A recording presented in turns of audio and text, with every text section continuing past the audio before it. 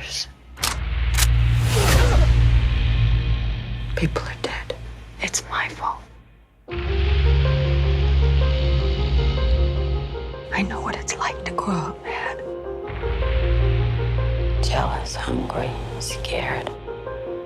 I didn't want that for you. The whole experience is very complete. It's a career highlight for the lead and the director, and it showcases every virtue that you can get in any of Kusama's movies. She has been pretty occupied lately with prestige television, and she's pretty comfortable staying there based on what she's working on presently. But this film, I feel, is a testament to everything she's capable of as a filmmaker, and she can do more than most.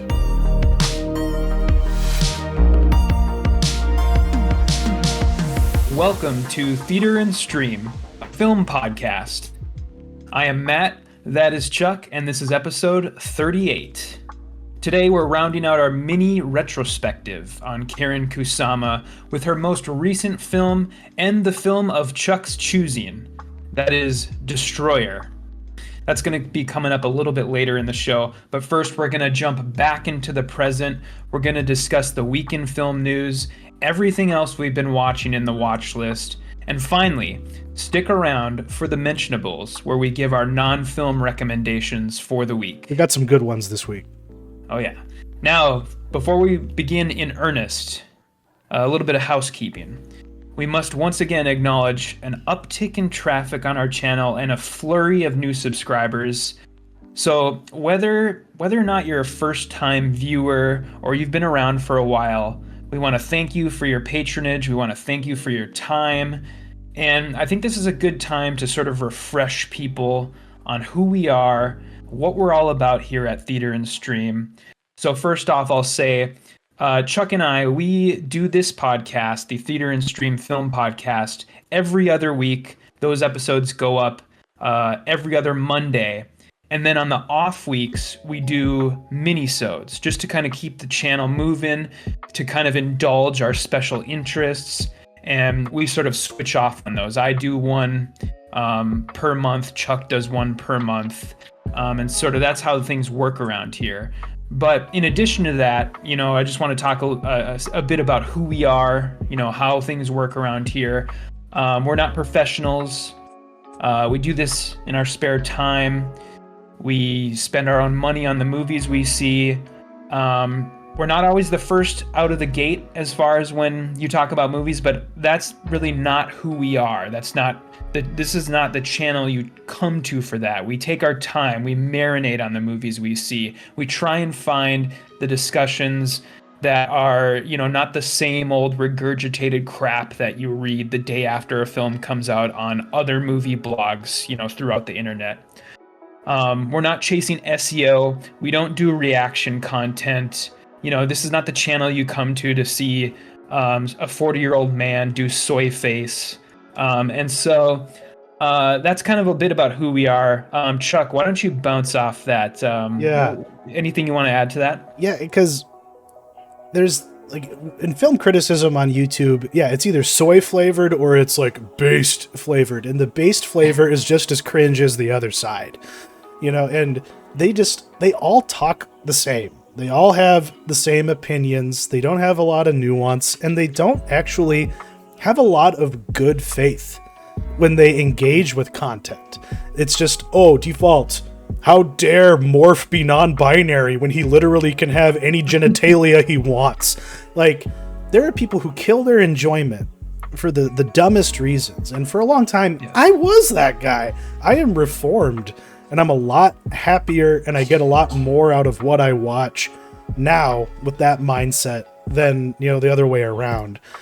And based on how many new subs we've had, I remember when we thought it was a big deal when we hit 50, we've already kind of surpassed that, and we appreciate every last one of you who have hit that button, because it validates, we're not, I have a full-time job. I work 6 days a week sometimes, at the newspaper. So I can't think about, have my short videos been we don't even do shorts. You get from us what we are able to give when we're able to give it to you. It's not, the editing isn't always the best. I sometimes go, oh fuck, I missed a transition there, or oh no, that censor bar I put up over November wasn't there for a second. Was she in there as she was running around naked? Those are the things that I'm worrying about, as a father here.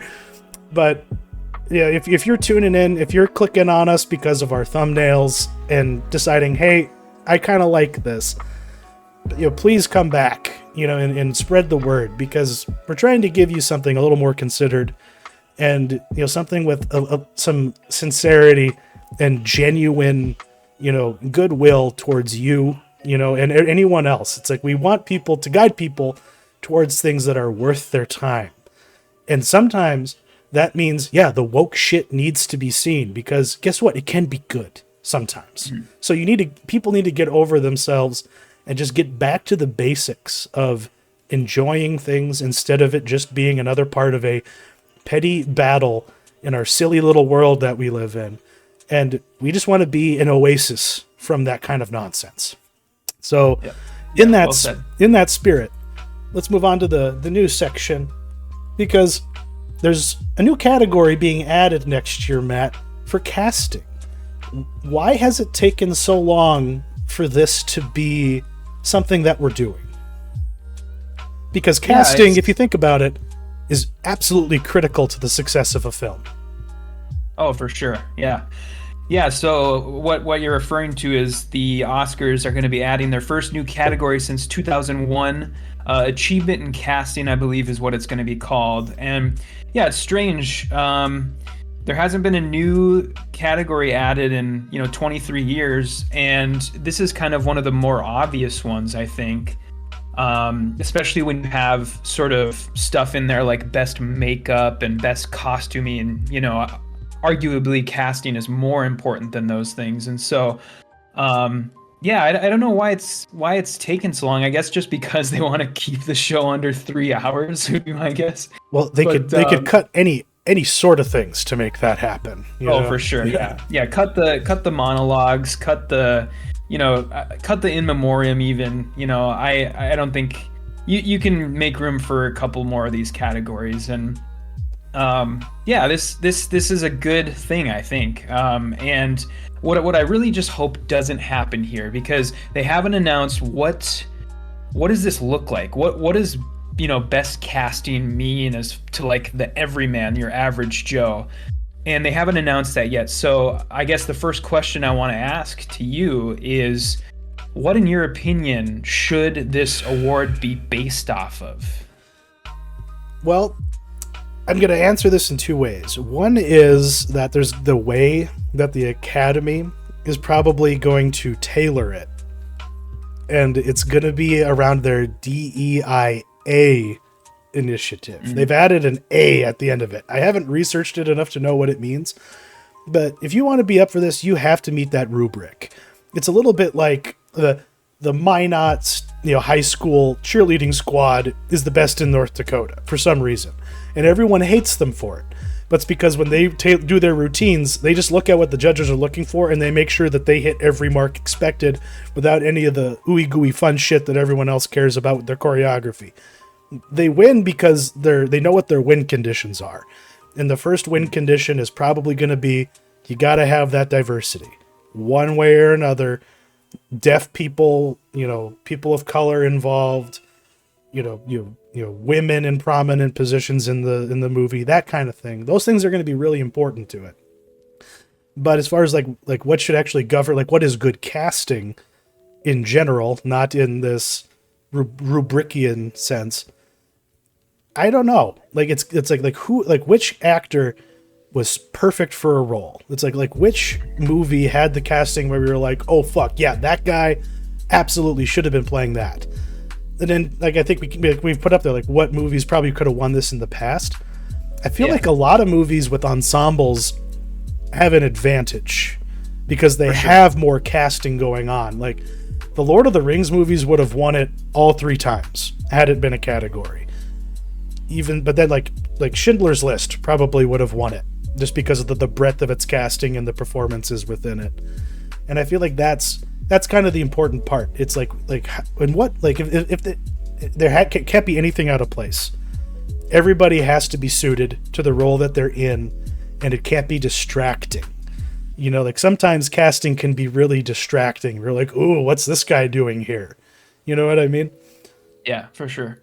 Yeah, well, to me, best casting would probably be, it would mean people disappearing into their roles, Okay. not always going for the star, picking a person for a role because you genuinely think they would fit it and not just because they're a big name.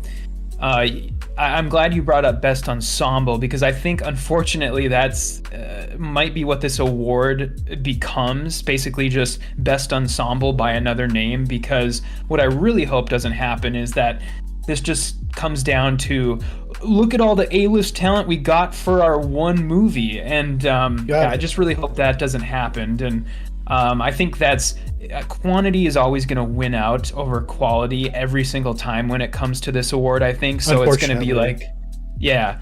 So I guess, to me, other than that, I really hope that we don't see people getting nominated for basically like inheriting casting roles. And what I mean by that is, like, when every movie still needs like a casting director, whether or not, roles are already filled. And so when you look at something like sequels, take for instance like Avengers Endgame, that movie still had a casting director, but 90% of the speaking roles in that film had already been cast from the previous MCU movies. So you need to take that into account.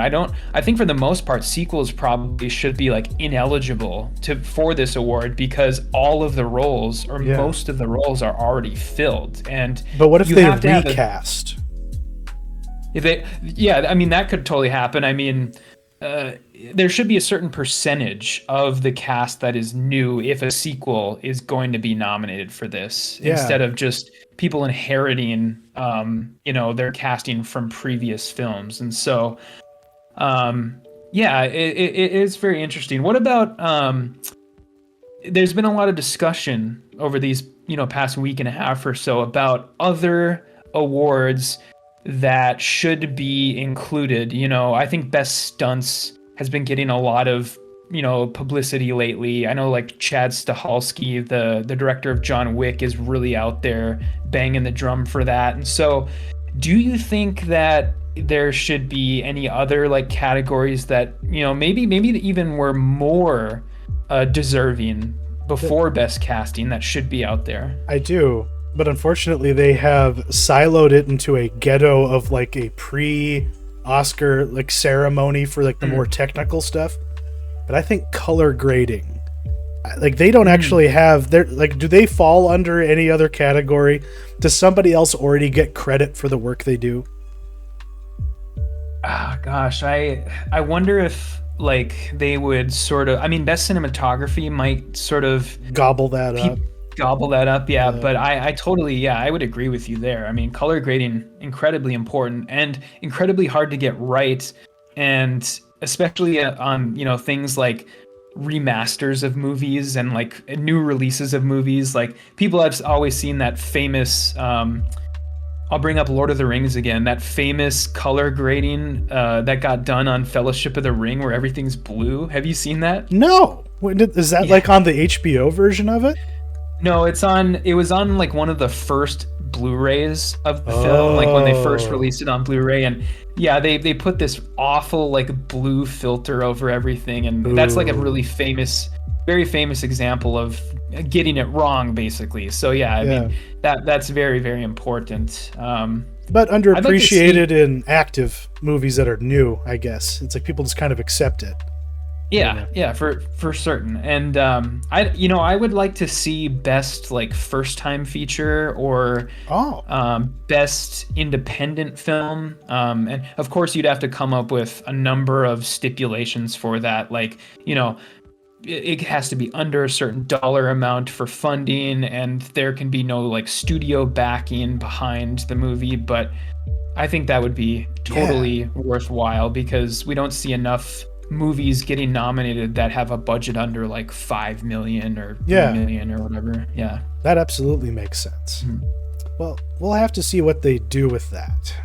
But our next topic as soon as I saw this headline, I thought of you and your minisode on physical media that has been so well received by the algorithm.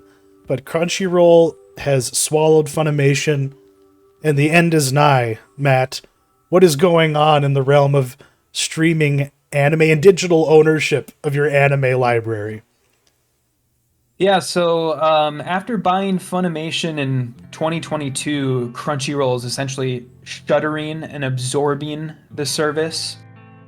Customers last week were sent emails basically stating that any digital copies that were redeemed on Funimation would not transfer to Crunchyroll, and they would no longer be accessible. So you have no way to access them.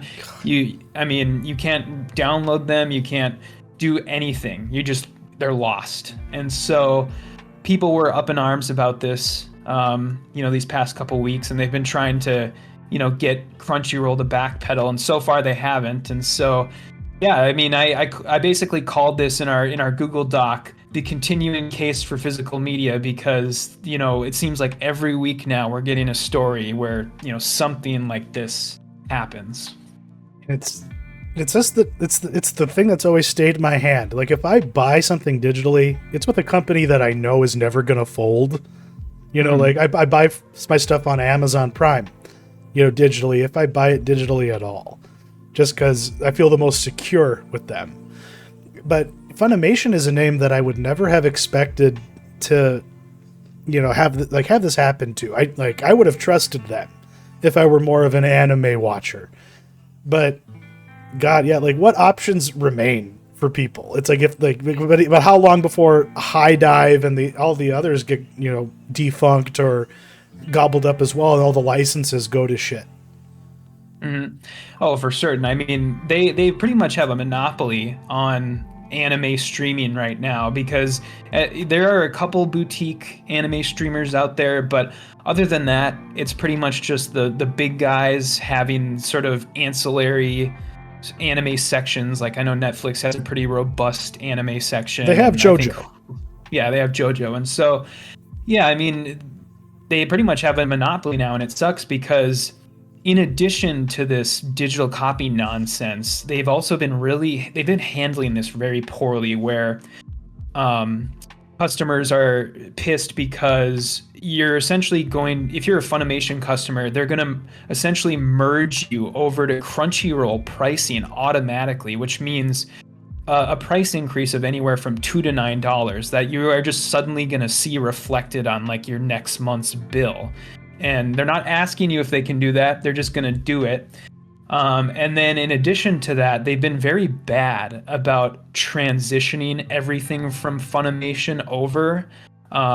There's this really interesting Google Doc that's kind of making its way around these sections. That's what I was scrolling through there in the video. Yeah, it's basically a Google Doc of 180 plus anime shows that they still haven't brought over to Crunchyroll, either in whole or in part. And so people are like, okay, what's going to happen are you going to get these things over before you you shutter Funimation, or what's going to happen here? And so, yeah, they've been handling it very, very poorly. And, this is just kind of, again, get your anime series on DVD or Blu-ray or whatever you need to do.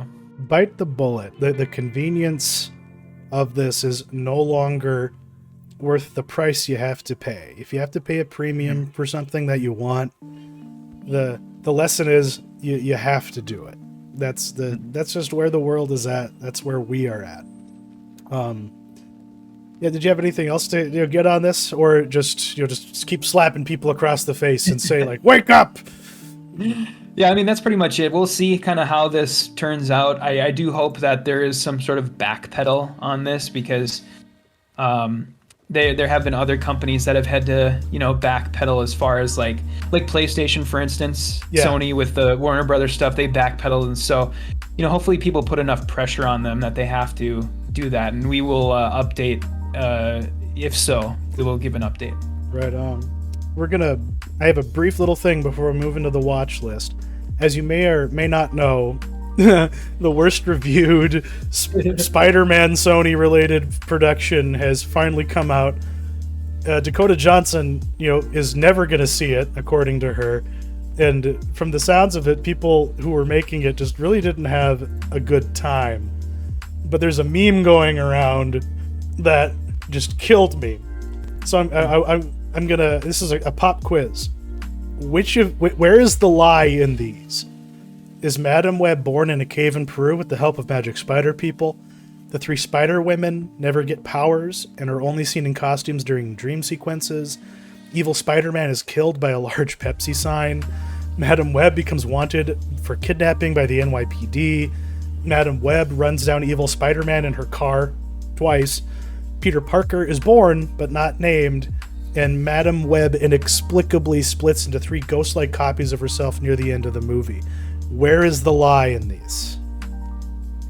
Okay, so I'm wondering if this is like one of those things where like the most plausible thing is the lie, and then you're supposed to like be, surprised by that, and that all this other batshit stuff actually happens. So that's going to be my guess here, is that whichever one of these things is the most plausible is the thing that's not actually in the movie. And so I would have to say, oh gosh, probably the evil Spider-Man in her car twice. Is that the one? It's a trick question. They're all true.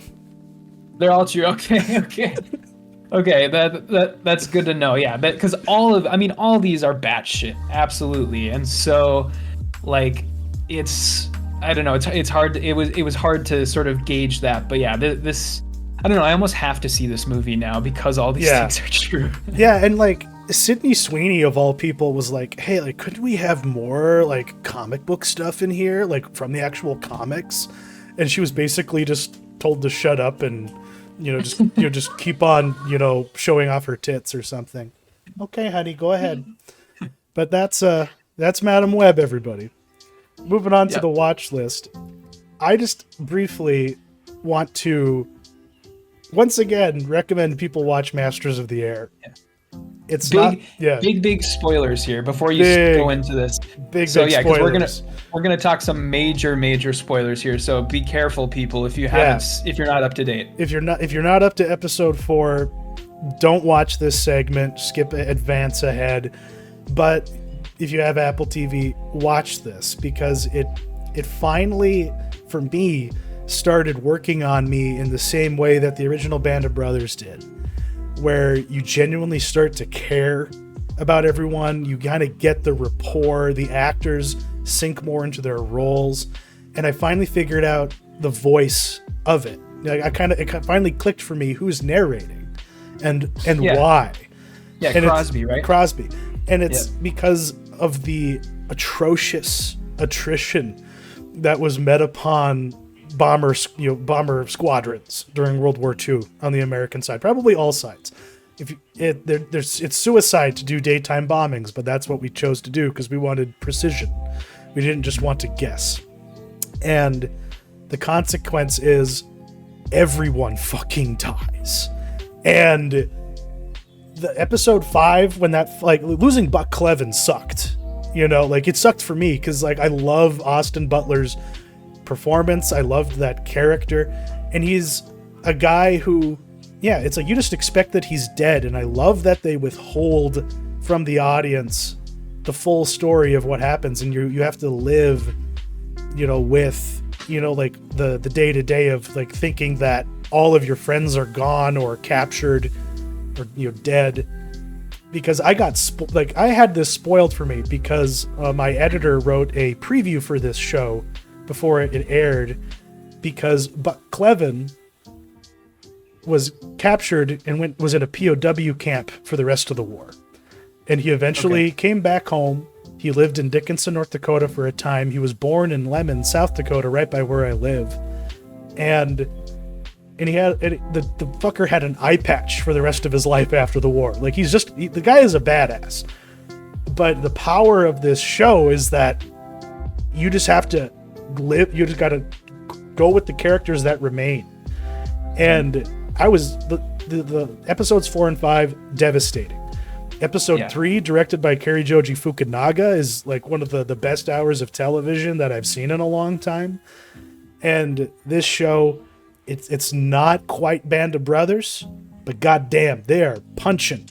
They are grasping at that ceiling. They are so close. And I love the music. I really, really am glad that they made this and that they didn't just give up after the Pacific didn't win a Golden Globe because of the Carlos the Jackal miniseries that one time. You know, like this was a worthy subject, and I'm totally caught up in it, and I recommend this so much.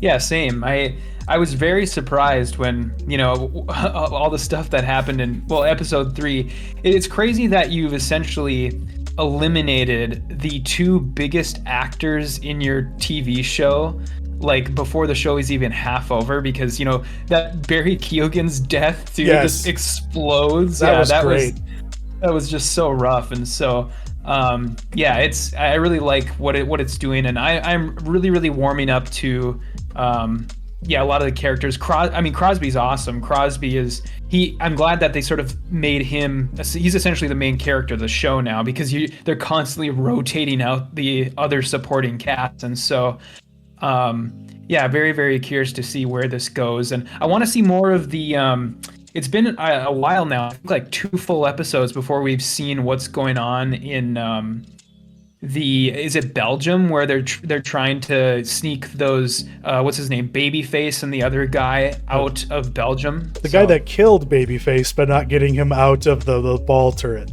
That's what the Babyface died in the ball. Yeah. I forget the other guy's name, but yeah, it's the southern guy, and then the other Babyface, the blonde one who almost who kept the letter. Yeah, and that's what we're gonna get, I think, the second half of that, because that's the other reality of being a bomber crew. You get shot down and you survive behind enemy lines, and you're either captured or you just survive somehow, or you're killed. And I think that's a cool aspect of this show, is because we get another side of World War II that we don't normally get. Like these are the people that were in The Great Escape. You know, these are the all the pilots that ditched and then just got thrown in a lockup. So I am hopeful that we get to see that kind of stuff, you know, as the season progresses, the series progresses rather. So same. Yeah. Buy yourself a TV from Best Buy and get 3 free months of Apple TV. You know, it's worth it. Yeah. You were able to tune into a video on demand, a movie that has been on my radar that I haven't pulled the trigger on yet. Dream Scenario, starring Nicolas Cage. What can you tell us about this one? Yeah, gosh, this is one. I mean, this inevitably happens every year, where I watch a film way too late that I really wish I would have watched in time for our best of lists, our best of the previous year list, because this film would undoubtedly land on that list, best of 2023. I describe this as like Christos Nikou, the guy who directed Apples, combined with like a Duplass Brothers movie. I guess that's kind of like the feeling that this gives me. And I mean, essentially what this is, if people don't know, Nicolas Cage is like this flabby, awkward biology professor who's just kind of a regular Joe Schmo, and he starts appearing in people's dreams all over the world. And in these dreams, he's doing various things, like just standing there sometimes. Sometimes he's literally murdering the person that's dreaming. Sometimes he's having sex with them. Nobody knows why this is happening. Nobody knows, you know, why it's this guy, but he essentially becomes a celebrity. And I can't think of a film more like recently that so roundly inhabits every single genre, because this film is, at times it's hilarious. There's this like hilarious scene in this movie where Nicolas Cage's character like is trying to fulfill a woman's fantasy. Like, she dreamt about having sex with him in her dream, and then she meets him in real life, and he tries to like fulfill that fantasy she had in her dream, and then he ends up farting and coming in his pants at the same time, and it's so hilarious. And then, sometimes it's like surreally scary though. And it's like so just bonkers horror movie. And then sometimes it's depressingly accurate to real life. Like this film has a lot to say about cancel culture, and it's very, very deft at that task. It's not like obvious about that. And by the end of the film, it's really touching. I mean, it's very emotional by the end. And so, yeah, I really, really enjoyed this. I think that people have been very, very divided about like the final 15 minutes of the movie, which will sort of make or break the movie for you, I think, because there's a topic that the film suddenly feels the need to comment on that it hadn't really been interested in up until that point. And it sort of, in some aspects, feels like a movie in search of an ending. And so that's kind of where the final 15 minutes will sort of be very, very divisive, and they have been very divisive. And so I'm curious to know what your thoughts are going to be once you finally see this. This movie, I will add, this is going to be on Max on March 8th, because this is one of those movies that is a part of that A24 HBO team up that they got announced a couple weeks ago. So if you want, you can wait until then, because it's totally worth it. It's did you know Ari Aster was originally going to direct this? No, I didn't. Yeah, he's a producer on the movie. He was originally going to direct it, and you can definitely tell that this was going to be an Ari Aster movie because his fingerprints are all over it. If only he had done this instead of Beau is Afraid, or not, because like the filmmaker who is the filmmaker behind it? His name is Christopher Borgli, and see, he's needed been a kind chance. of floating.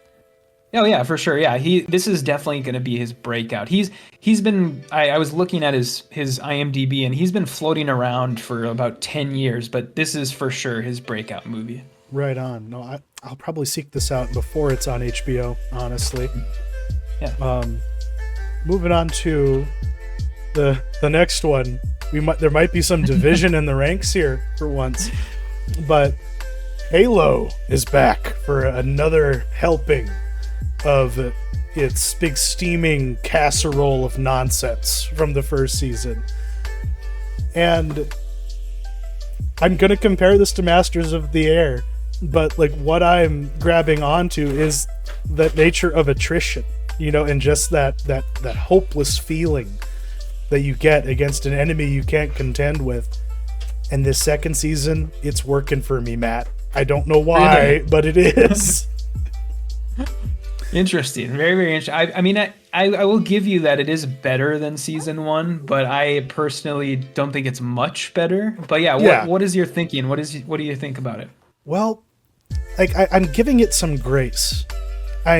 Because when we played the video games, we're just thrust into being the last Spartan. Master Chief is the last guy standing, and he's the only hero and hope that humanity has left. And what this series is doing is very ploddingly bringing the audience to that point, to where they finally go to Halo in season 3, I'm hoping, because this is obviously the fall of Reach. That's what the threat, like the whole, that's what the story of the second season is. And that's one of my favorite stories in the Halo mythos. And so they finally got into things I care about and that interest me. And I kind of see the roadmap to where, it's finally going to be Halo instead of, I don't care about Bokeem Woodbine's character, a lick. I tune out whenever his story pops up with his wife and that refugee, that he's, hiding in his pirate stronghold. But whenever we're with the Marines, whenever we're seeing them fighting, I know they've probably blown their budget on all the action we've gotten so far, but I can only hope that there will be more to come, as we go forward. Mm-hmm. Yeah, I find it interesting that in the lead up to the first season of this show, all of the actors and the producers were constantly talking about well, we're going to do right by the fans and we've captured the spirit of the games. And then the first season came out And of course, like none of that was true. None of it and was now, true. Yeah, now their sort of log line for this season in all the interviews is basically like, we're doing our own thing. We're not trying to be the games. And so they've sort of changed their tune. And I think that's very apparent because I just don't understand what is like happening in this show with like Master Chief is discovering Christianity, and yeah, that's weird. We're getting all this like backstory on this nameless Marine that he helped in the first episode, and the other Spartans. One of the other Spartans is off with like her blind gay best friend having sleepovers, and we're getting this like backstory on this season's villain and his like dying father and his like clone sister, and so I don't know. I was really on board. I was so on board in like the first 15 minutes of the first episode. That was awesome. Because yeah, it was like, oh shit, this planet is like coming apart, and there's this great scene in like the fog with the Covenant and him fighting the Covenant, and then there's like this religious cult that's gonna like stay behind on the planet, but not before their leader basically makes Master Chief question his whole reason for existing. Yeah. And so that was all like really, really cool. And then since then, as you alluded to, there's been like zero like action, and it's been like Master Chief like almost entirely out of his suit, and I don't know, I don't think that they understand Halo. Like, I think that this show could have been just Master Chief and his Spartans like traveling around the galaxy, taking on like threats, taking on like seemingly impossible odds, but like doing their job really well. Like, this could have been like a really great like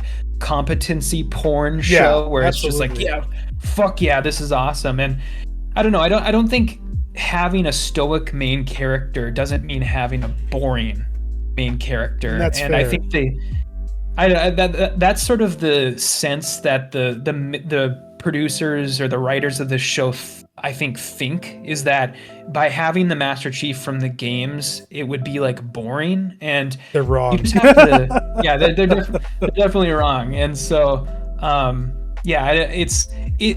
I said, what I will give you is I do think it is better than the first season, and I do want to see what is going to happen in episode 4, because episode 3 ends at, of course, like the point where everything's just blowing up, basically. Yep. And so I do want to see where it goes. Yeah, because you are right about a lot what you have to say, and in spite of myself, I still like get that same like pit in my stomach as I'm watching it, as I do with Masters of the Air, where I'm like finding myself like against my better judgment just being like, what's gonna happen? Like, I have my hands on my armrests, and I'm just like tensed up, and I'm engaged. I was never engaged in the first season, so I don't know if the show has changed or if I've just changed in the last year. But I'm a lot more into it because I enjoy the setting. It's kind of like a Warhammer 40k thing. It's like the setting of Halo is great, and they are doing more with like what is it like to live in this version of humanity, and like where does it fall? Like, you can get into that, and they are really preoccupied with social issues and crap like that. The whole indentured servitude thing in the pirate stronghold, like that part was weird.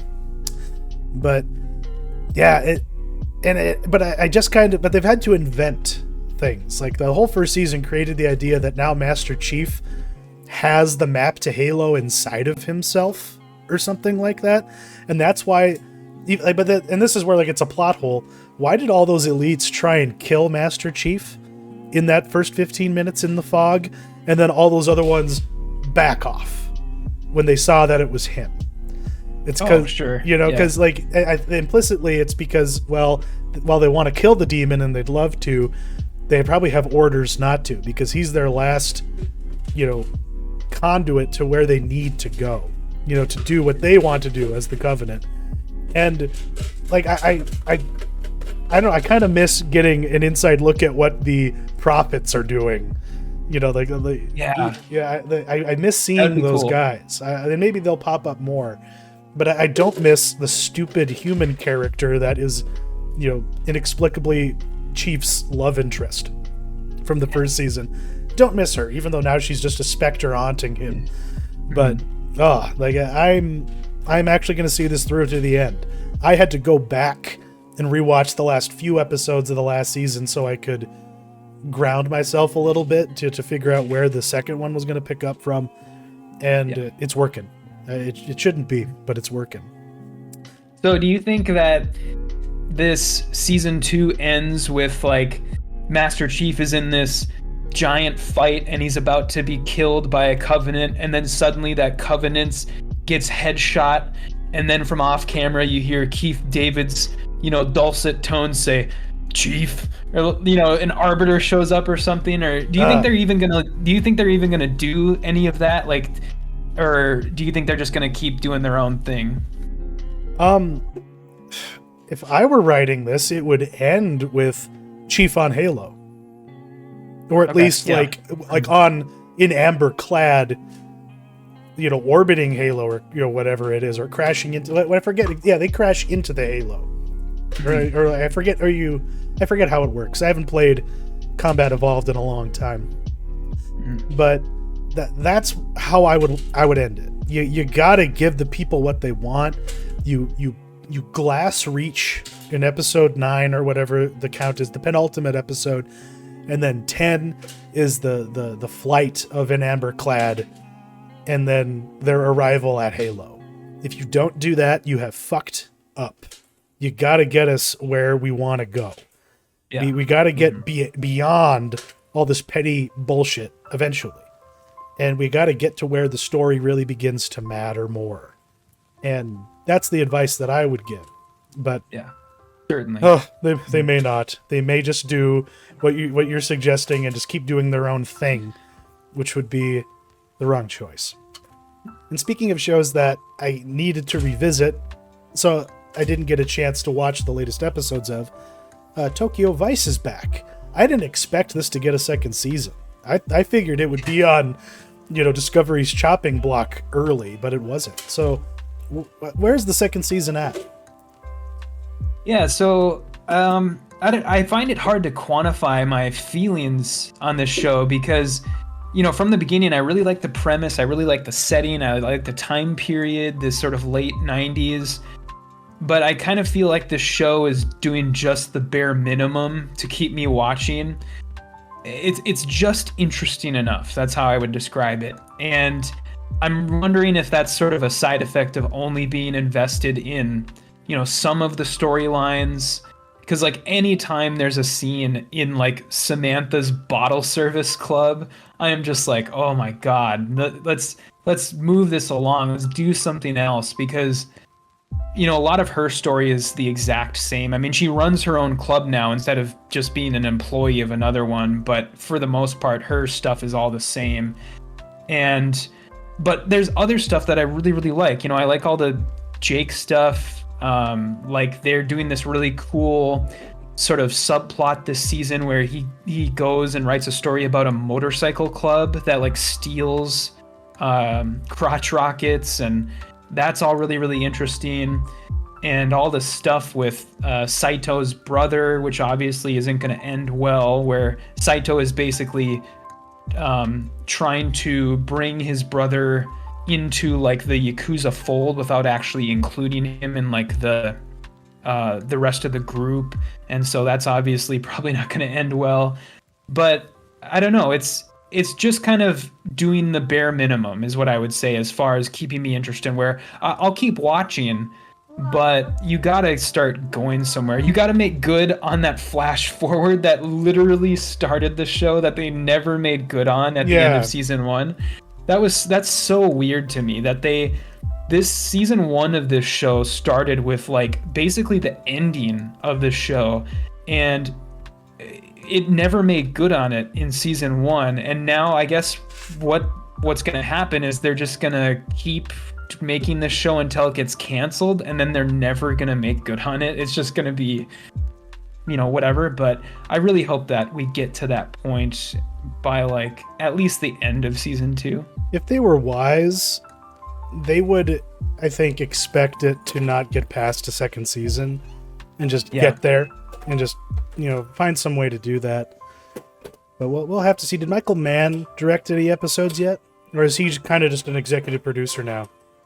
He didn't. No, most of the episodes from what I've seen are done by Alan Poole, who is like a sort of a HBO guy. He did many of the HBO shows from like the 2000s, and so he's doing a lot of these episodes this season. But yeah, I mean, I'll keep watching and kind of see where it goes, but I can't guarantee I would be back for a season 3, I guess, is kind of where I'm at with the show. But yeah, it's just doing the bare minimum, and we'll kind of see. I'm really surprised that the show was ever popular enough to even get this second season, because I don't know anybody else who watches it, and it must just have like a low enough budget that they can continue making it in spite of it not being very popular, would be my guess. But yeah, I forgot to mention this earlier, but in reference to Halo Paramount Plus, that app, we've been using it a lot lately because of Paw Patrol and all its various content. And we had begun to notice that the app didn't really work very well, especially when we were watching Paw Patrol. It would do these things where it would turn into a slideshow and the audio would play normally and like weird stuff like that. And on Saturday, I was getting ready to, we're going to watch the Super Bowl tonight, that kind of thing. And in the morning, November wanted to watch Paw Patrol before church. So I put on Paw Patrol for her, and then my TV just went black and it would not come back alive. I did power cycling. I tried every trick in the book that, Fire TV, Toshiba TV owners have had to do, like over the years to fix this very known problem with their sets. But I blame Paramount Plus. Like it just got so sick of playing Paramount Plus that it bricked it. It just said, no more, take it away, keep it away from me. I don't like this. And that TV is now destined for a landfill because no one recycles the damn things. There isn't an e-waste in business in North Dakota or a municipal dump that will take them for that purpose. And that was eye-opening for me and kind of upsetting, just because there's got to be something retrievable in there, and there isn't. So we had to go and buy a new TV the day of the Super Bowl. Oh, man. And then I had to work that night, and I had forgotten, so I didn't even get to watch it on my brand new TV. But yeah, now I'm a Google TV TCL Master Race guy, really liking it a lot more truer blacks, more responsive user interface. But I blame you, Paramount Plus. You're why I had to spend $400 on a Sunday. Yeah, that's I'll to piggyback off what you're saying. The Paramount Plus app is it's so garbage because, I mean, I've had my issues with it just watching TNG. I've been watching Star Trek: The Next Generation, and half the time it'll like you said, it'll turn into a slideshow at the beginning of an episode. It'll play the audio, but then the video will have to catch up. And sometimes when I tried to watch Halo, the Paramount Plus app on my Amazon Fire Stick wouldn't even play Halo. It just kept giving me an error code every time, and so I had to switch to the Paramount Plus app on my TV, on my actual TV, and to get it to even work. And so I mean, fix your shit, Paramount, because it's so annoying. And while we're talking about this, I will say I pay for the Paramount Plus without ads, and you need to stop giving me fucking a 30-second ad for your dumb TV shows at the beginning of every episode of Star Trek that I watch, because even though I pay for the without ads plan, they still give me their dumb ads for their shows. That's egregious. They should not do that. And Another thing I have to mention, I ran into trouble getting Amazon Prime to play Destroyer on my PC. And it was throwing up an error message that was like saying, oh, you need to reset your router, reset your computer. And I'm like, fuck you, there's got to be an easier way. And you know what the solution was? Log out, log back in. Yeah, of course. It's garbage. Everyone's got to figure their shit out. Because for sure. I didn't want to have to pirate Destroyer and be able to see it, or sign up for some like weak subscription to some random, boutique service that I'm never going to use, beyond that. But it worked. So I was able to tune in and check out a movie that I picked for this little retrospective. Initially, I was going to throw Jessica's Body out there, just because it's probably her most known work.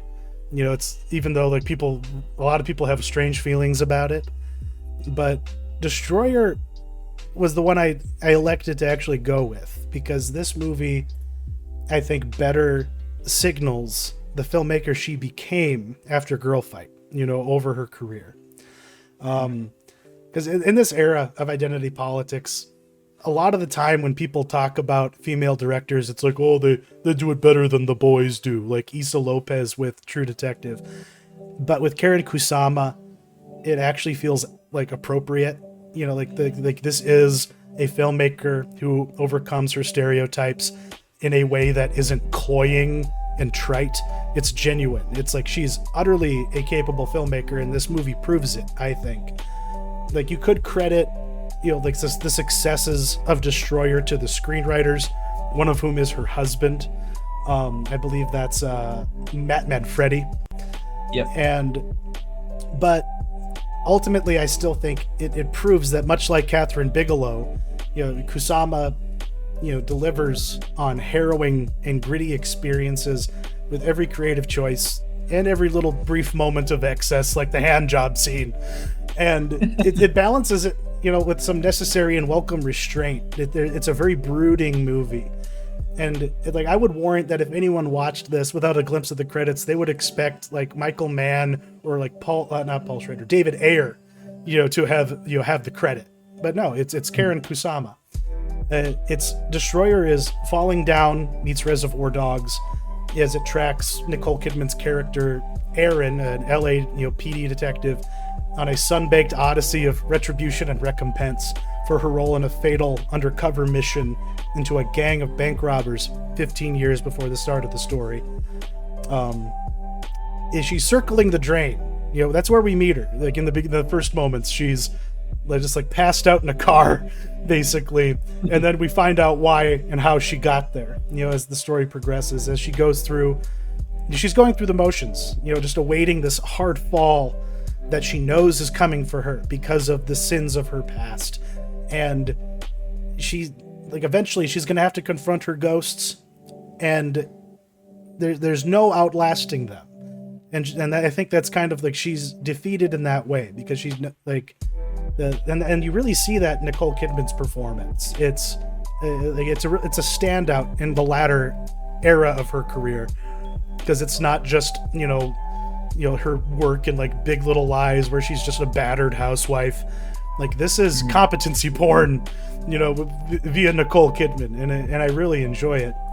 The whole experience is very complete. It's a career highlight for the lead and the director, and it showcases every virtue that you can get in any of Kusama's movies. She has been pretty occupied lately with prestige television, and she's pretty comfortable staying there based on what she's working on presently. But this film, I feel, is a testament to everything she's capable of as a filmmaker, and she can do more than most. What do you think, Matt? Yeah, I mean, I really, really am glad that I finally saw this. I've never seen this before. As you said, this is like a crime thriller that is channeling Training Day, Heat, Reservoir Dogs. It could be written by Paul Schrader. I would not be surprised to find out if it was secretly. And then it's sort of channeling like Lynn Ramsey, like You Were Never Really Here. I think Lynn Ramsey and modern Karyn Kusama have a lot in common, actually, as far as the types of movies they like to make. And so, I really, really enjoyed this. I really enjoyed the editing of it in particular. The sort of chopping the events of the movie up, and then sort of the final twist, I guess, is what you could call it, at the very end of the movie. I think that Kusama does that really, really well, because she is sort of doling out the information to you, the viewer, as necessary. She only gives you the information when she wants you to know it, when she wants you to sort of have those aha moments. And I was genuinely taken by surprise at sort of the final twist, that essentially the first scene of the movie takes place after everything else that has happened. And so, I didn't see that coming, I guess. Because they blend it so you feel like after she walks away from the scene that you think she's just carrying on, and you feel like that initial scene is the inciting event. But actually it's the conclusion to the whole thing. And it's very, very memorable in that way. The Ouroboros, sort of structure of it, where it's just eating its tail at the beginning, and and the way that it does just kind of like seamlessly just take you right to the past and then right back to the present in a way that isn't jarring. It's so coherent. And usually chopped up movies, the part of the act of watching them is creating your own coherence. But it's a very deft script in that way. A lot of the choices are very effective. Yeah. And I mean, as you sort of pointed out, I guess, the highlight of the movie, the thing that is being put on display is Nicole Kidman. And, the makeup, I think, is doing a lot of the showy work in the performance here, but Kidman herself, her actual performance is very, very nicely restrained. The performance in and of itself is very not showy, and I really like that. And it's so crazy how you can, because there is like no CGI being used in this movie, or very little CGI, and so it's so crazy how a woman, Nicole Kidman, who I think was 52 years old when she made this movie, wow, how they can make her look like she's in like her early 30s in these flashback scenes, and then they can make her look like she's in like her mid 60s in the present day scenes, and she's like a 52-year-old woman. It's so crazy how they can do that without the assistance of CGI. It's just kind of mostly a hairstyle, and I think she might have a little bit of prosthetics on her face, but I really, really enjoyed that. What do you think about I put this in our doc, but I think there's kind of this theory that this zombie shuffle walk that she has, that Aaron Bell has, is like a result of her walking through like the snow and getting like frostbite on, or like maybe even getting some of her toes chopped off. That makes absolute sense. Because the scene where the daughter's remembering that experience and how her shoes were like soaked through and falling apart. No, she probably just has club feet, and she doesn't give a shit about having orthotics, because she's like punishing herself, over her guilt. Like initially when I first saw this, I was like, oh dang it, this girl needs a drink of water and a tube of chapstick. But also, even that could just be a consequence of her exposure damage, from that, and just her lack of care over her appearance in general. Because in the flashbacks, she clearly has glamour makeup on, and then in the flash forwards, they're like, no, we're going to accentuate every age line. And her performance is so in her eyes in this. Her face isn't usually very expressive, unless it's like, unless she's snarling, or angry. And yeah, it's very effective and very subtle. And I particularly like that theory. And I think it holds ground, and they don't need to tell us that so explicitly, for it to kind of be appreciated.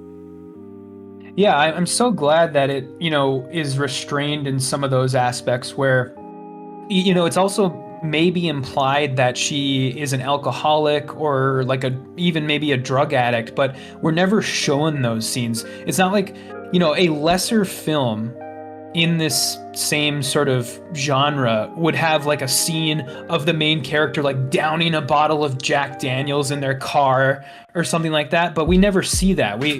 She's never really shown like, pulling out a flask out of her pocket and like sneaking a sip of it or something like that. Yeah. So, I'm glad that they didn't go that far with it, because you can just assume that there's, she is sort of chemically altered in some way or another. Yeah. Because that would have been like there would have been so many scenes like that, in a lesser experience.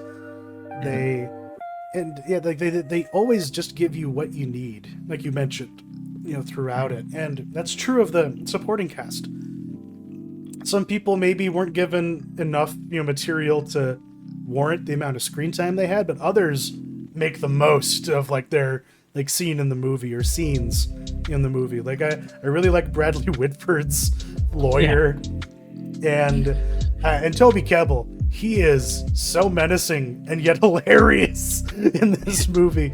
You pointed out the wig in the doc, and the moment that struck me, it's when he's wearing his ski mask and it's just awkwardly poking out the back of it. It's like, wouldn't you have stuffed that or worn a ponytail so that they wouldn't be able to peg you in the security footage from a mile away? Like, what are you doing?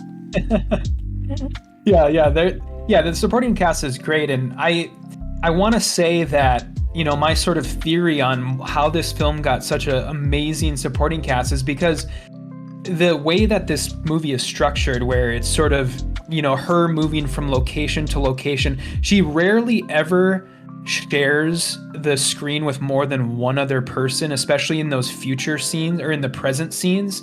And so the structure of this movie is conducive to, getting really, really awesome big actors, and they only have to show up for like 3 or 4 days of work, basically, and then they're done. Their time on the movie is done. And so, Bradley Whitford was awesome. And I want to also shout out Tatiana Maslany. She is really, really great as just like a psycho, like just deranged, crazy person. And she was amazing. And like you said, I do think there are some roles that are completely like thankless. Definitely Scoot McNairy. I mean, he's there to like show up and be like the responsible parent. And to some extent, Sebastian Stan, I understand, what his role is, why he is there, but he's less of a character and he's more just of like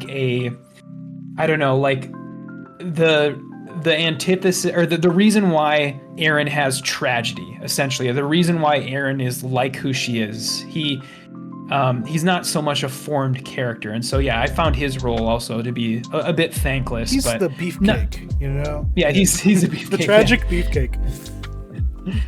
I don't know, what else did you want to? Well, let me ask you this. I probably would have asked this at the very beginning, but what, in your opinion, what is the title of the movie referring to? Destroyer. What is that alluding to? Well, this lady kind of wrecks everything she touches, doesn't she? She's the one that kind of talks Sebastian Stan into like trying to just like go along with the robbery and walk away with the money. And and because she did that, he dies. And because she did that, she fucks up her family, leaves her kids with nothing but cereal for 2 weeks, that kind of shit. And she's a self-destructive person. And I that's kind of my interpretation of that. Mm-hmm.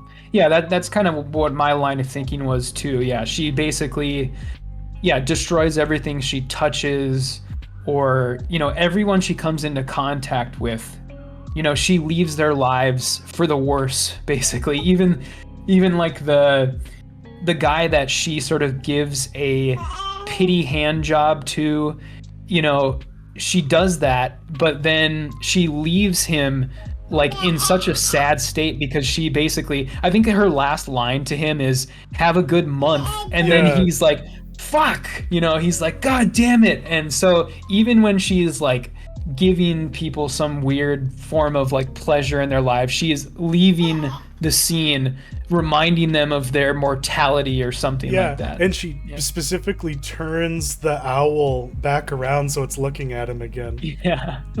Just as a final fuck you. Yeah, like she's not a pleasant person, but that's okay. It just kind of and like the dude that she steals the guns from at the beginning, even it's like she's setting that guy up for murder. And that and we don't really quite understand that until the end, but that's exactly what's going on there. And like her poor partner is gonna have to try and pick up the pieces, but finally her road of destruction is at an end because she ends Toby Kebbell. At the conclusion there. Very, very, very quickly too. I wanted to, I really, really admire the way that violence is portrayed in this, because when she finally gets to Toby Kebbell's character, she just guns him down. Like he says like one thing and then she just shoots him full of holes. And then it's the same way in the bank scene when she pulls out her trunk MP5 that she just has laying around in her trunk, and she goes into the bank. She waits for the other cops to show up, but then she immediately just goes in and just headshots a guy, one of the robbers. And it's nuts. And that sequence is great too. Like when she chases Tatiana Maslany into that like other business and then just starts beating the shit out of her in front of everybody. She's just a ruthless individual, and because otherwise, like a lesser movie would have had a monologue with Kebbell, a tete-a-tete, like really give everyone some scenery to chew. But now, like we've been building up to that moment, and in the real world, you would have just gotten it over with, instead of like just letting something movie-ish happen.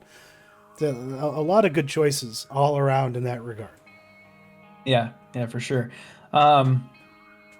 What do you make of this film? Does a lot of, I don't want to say egregious because I don't think it quite gets to that level, but it does a lot of like shots of just like sort of random scenery, like here's a shot of a coyote, or here's a shot of like the clouds in the sky. And what do you make of like the very last frame of the film, or the very last scene, is a skateboarder doing a kickflip and then like landing it, and then that's it.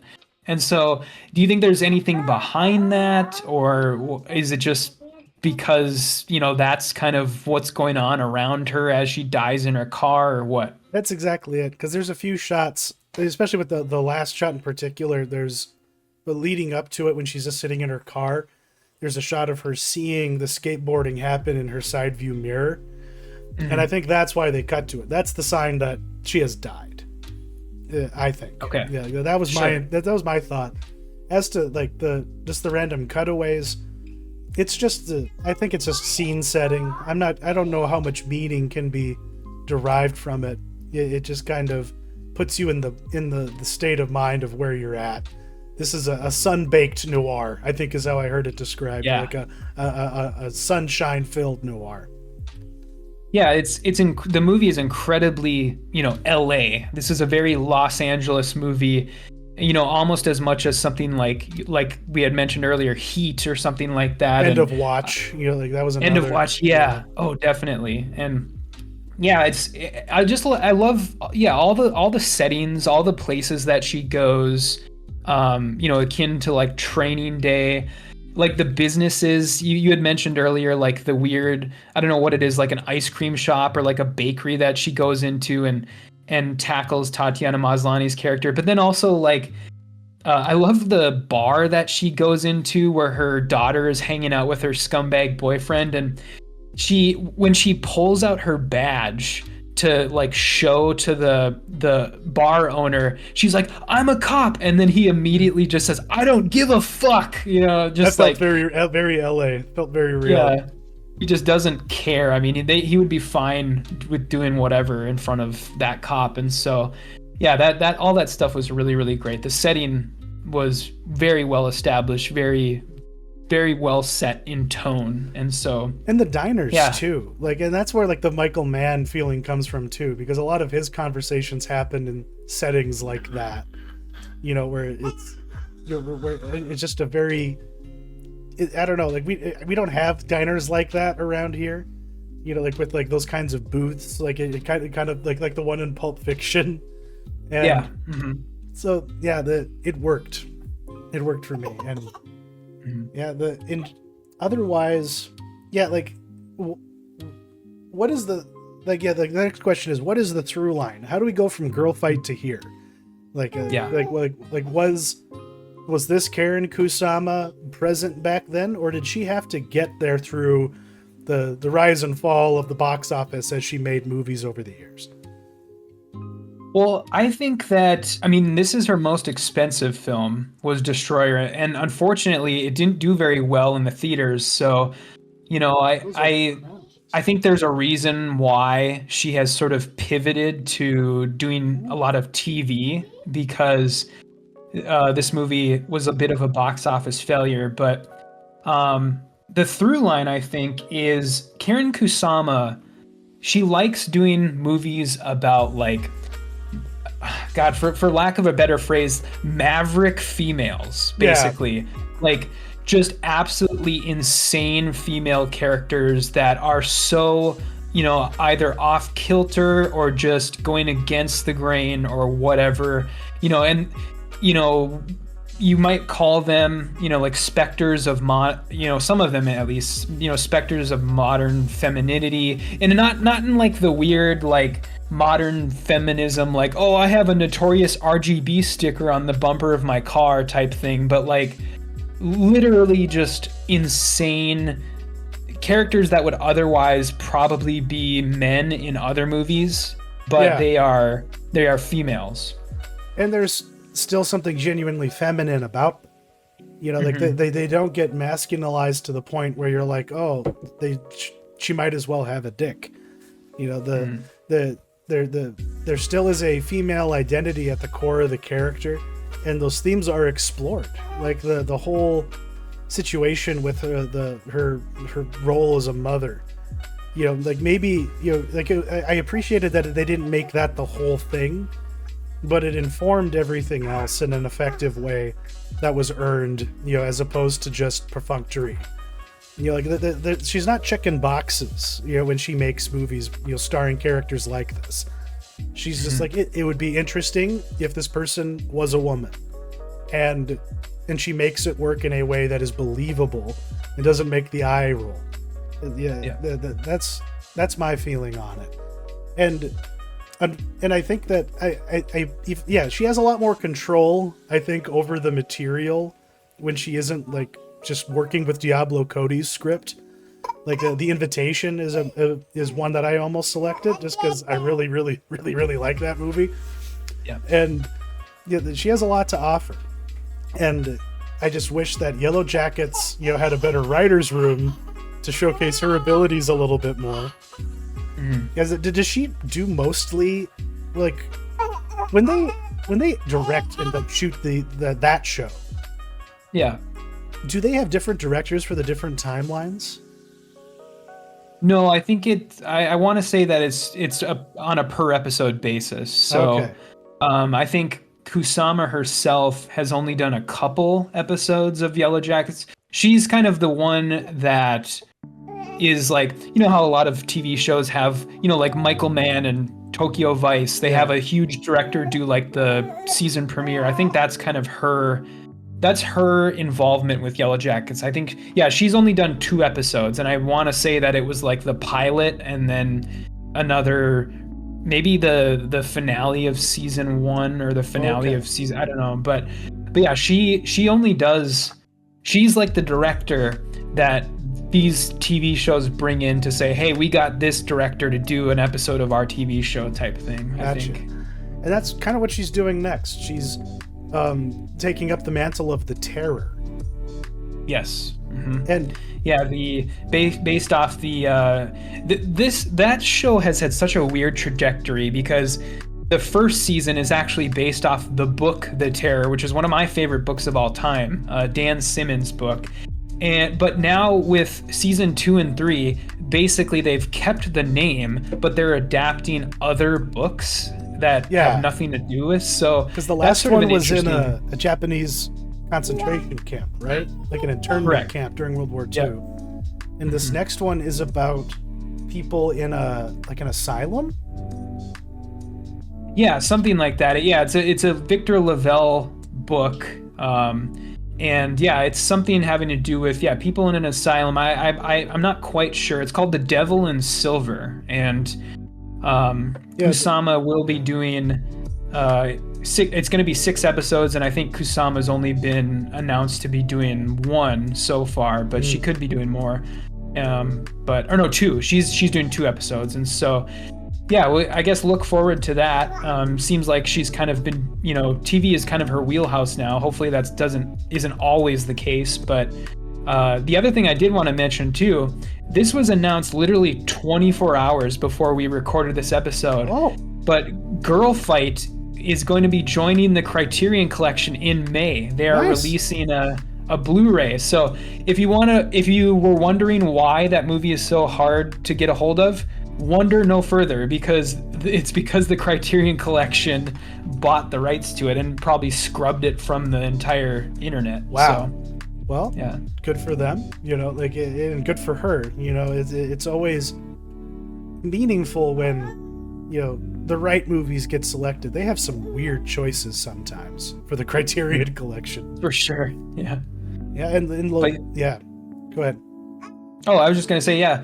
But yeah, I mean, that's kind of, I guess that's kind of Karyn Kusama in a nutshell. We'll kind of, I'm sure that we'll see or watch her upcoming show. And I really enjoyed doing this series. It was nice to kind of do her first movie and then her last movie, because I think it really puts her whole career into perspective. Absolutely.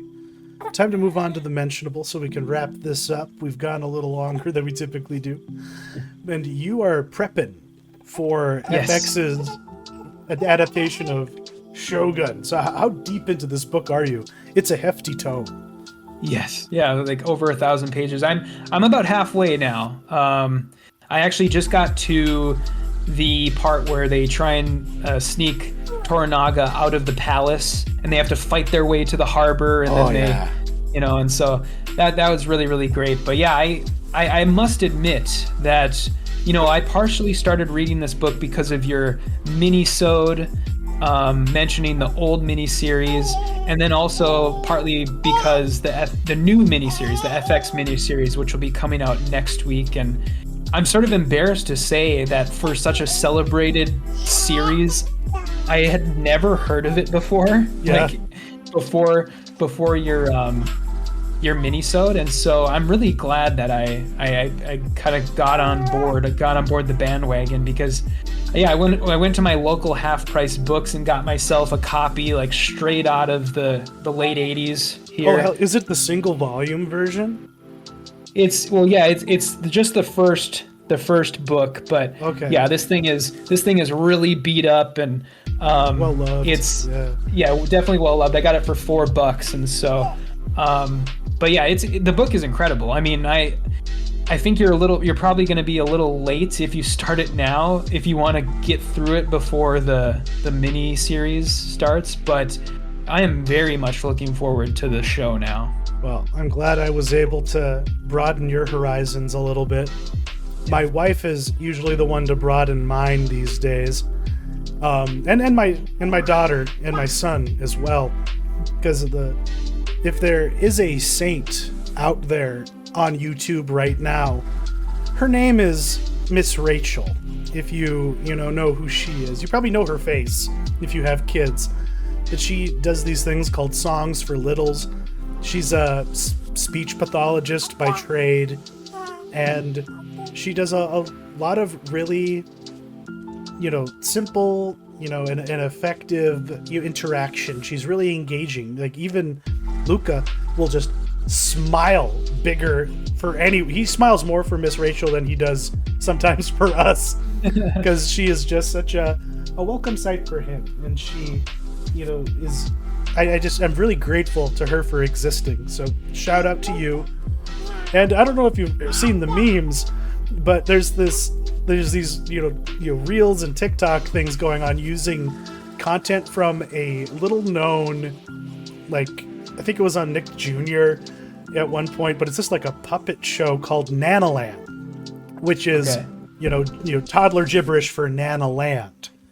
And it's just about this little girl named Mona going to visit her Nana and her dog Russer, and just the weird little absurd surreal playtime that she has.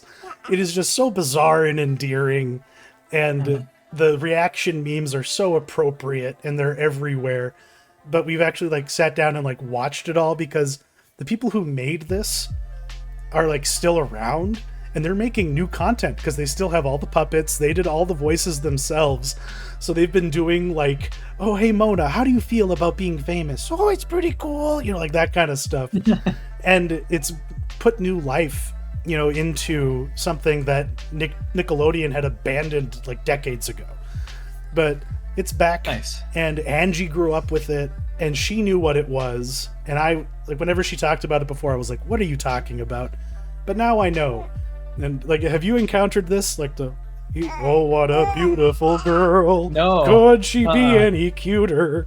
Yeah, you'll have to seek that out. It's out there. It's a good time for what it is. It's a good time. Was it when was it on Nick Jr.? Mid 2000s?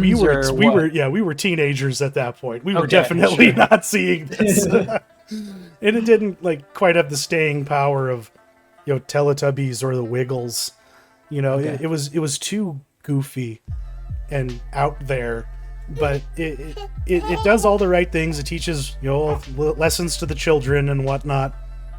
This is what I get to, so I'm cheating a little bit because that's a TV show, but it's also a meme, and I've been experiencing it through the internet. But there's something behind the meme, so people should maybe, if you're feeling nostalgic or you just want to feel like a kid again, turn that on and have some appreciation for the hard work of the people behind that. But that kind of does it for us. We're gonna be having another mini-sode next week from Matt with his First Timer's Guide to the Next Generation. And buckle up, buckaroos, because March 1st, we're gonna be going to the theater to see Dune Part 2 at long last, and we're probably going to be devoting an entire episode mostly to it when we get to review that. That one will be out on March 4th. But thank you for watching, and watch Karyn Kusama movies, and support real artists, support physical products that you can own and feel in your hands, and do what you can to hold back the tide of artificial intelligence, I guess. Take care, everybody. Yep, see ya.